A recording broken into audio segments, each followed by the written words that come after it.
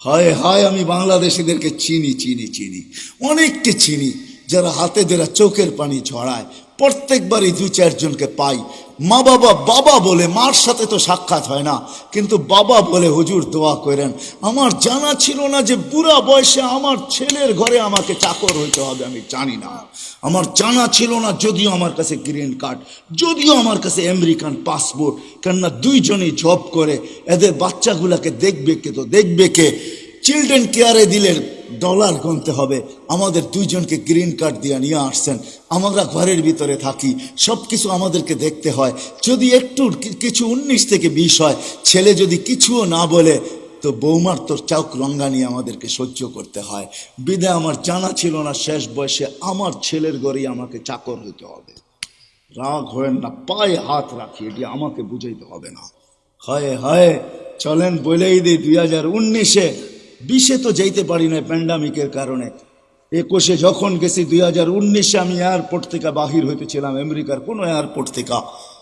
তো আমার সাথে এক মুসলমান ছেলে দাড়ি টুপিওয়ালা মাকে হুইল চেয়ারে নিয়ে আসতেছিল।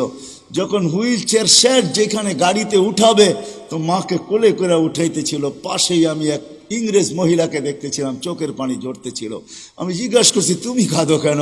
বলে, দেখ ওর মা মাকে ও বাচ্চার মতো কোলে করে গাড়িতে বসাইতেছে। আমার সন্তান কোথায় হারায় গেছে আমি জানি না।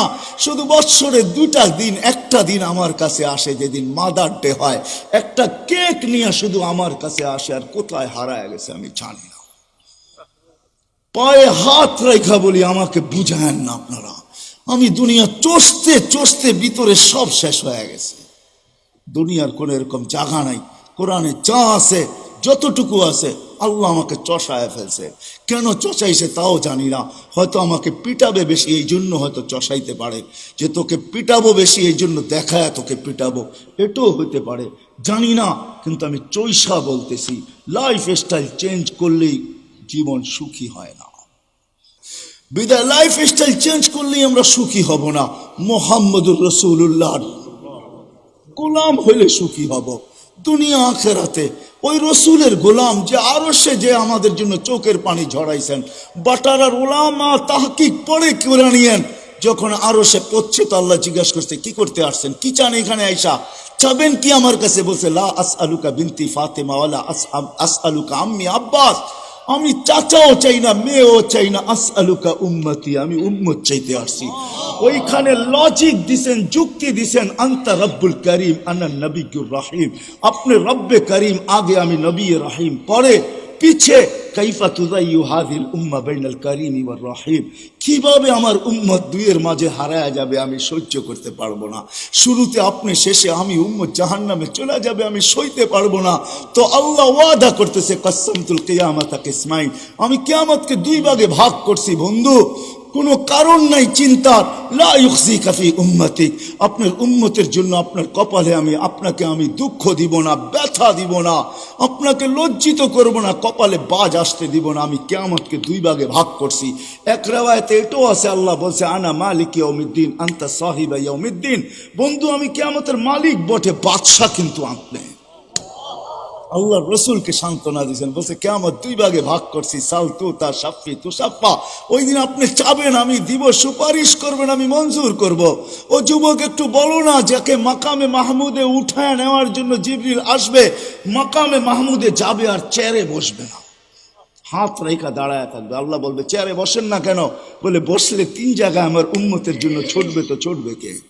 বলছে, কোন 3 জায়গায় দৌড়াইবেন? কেন হাউসে কাউসারে দৌড়াইতে হবে না, আমার উম্মতকে পেহলা বইরা আমি নিজে পানি পান করাবো, আমি করাবো না তো করাবে কে? আবার দৌড়াবো মিজানের পাল্লায়, সামনে ঝুঁকে কি ঝুঁকে না, এটা পর্যালোচনা, ওটা পরিলক্ষিত করতে হবে আমাকে, দেখতে হবে আমাকে। যদি সামনে না ঝুঁকে, তো আপনি তো ওয়াদাই করছেন, চাইলে দিবেন, সুপারিশ করলে মঞ্জুর করবেন, ওইখানে দাঁড়াই হাত উঠায় দিব। কেননা কোরআনে আপনি আমাকে বলেন না, সাউফা ইউতিকা রব্বুকা ফাতারদা, আপনাকে রাজি করেই ছাড়বো। ওই সময় তো আল্লাহ রসুল ওয়াদাই করছেন, আল্লাহর সাথে দোয়াই করছেন, সাক্ষী রাখছেন জিবরিলকে, হাত্তা ওয়াল্লাহি লান আরদা হাত্তা ইয়াকুনা ওয়াহিদ মিন উম্মতি ফিন নার, একজন উম্মত জাহান্নামে থাকা পর্যন্ত আমি আপনার উপরে রাজি হব না। ও যুবক, এর গোলাম বনো, ও ভাই, এর গোলাম বনেন। যে কিয়ামতের মাঠেও আপনার জন্য ছুটবে, তারপরে পুলসেরাতে দৌড়াইতে থাকবে।